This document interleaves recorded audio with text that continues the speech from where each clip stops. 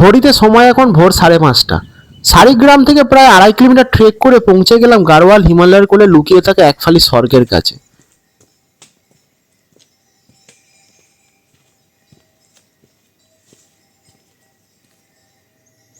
মন ছুঁয়ে যাওয়া এক শান্ত নীল আয়না, যার নাম দেওরিয়া তাল।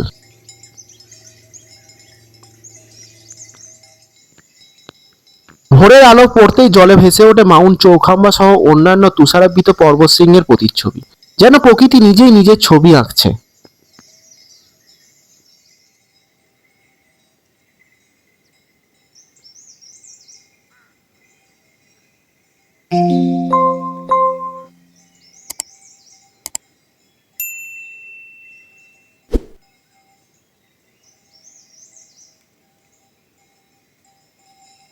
তো ফাইনালি আমরা 1.5 ঘন্টা ট্রেক করে দেউরিতালে এসে পৌঁছালাম।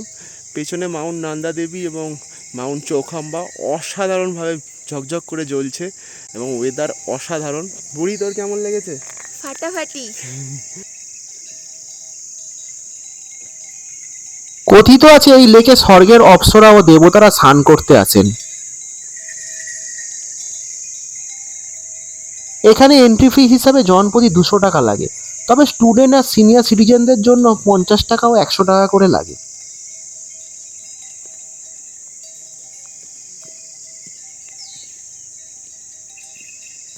এখানে শব্দ কম, অনুভূতি বেশি।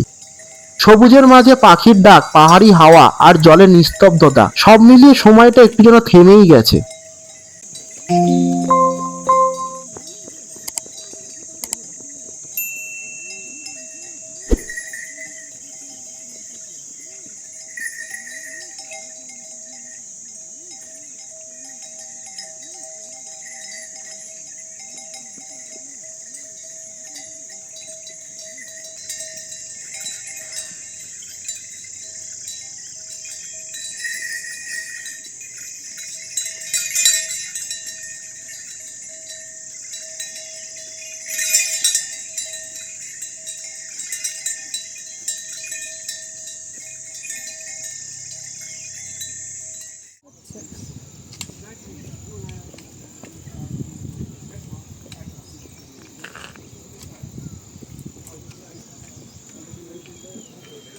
দেওরিয়া তাল শুধু একটা গন্তব্য নয়, এটা পাহাড়ের সাথে নীরব এক কথোপকথন।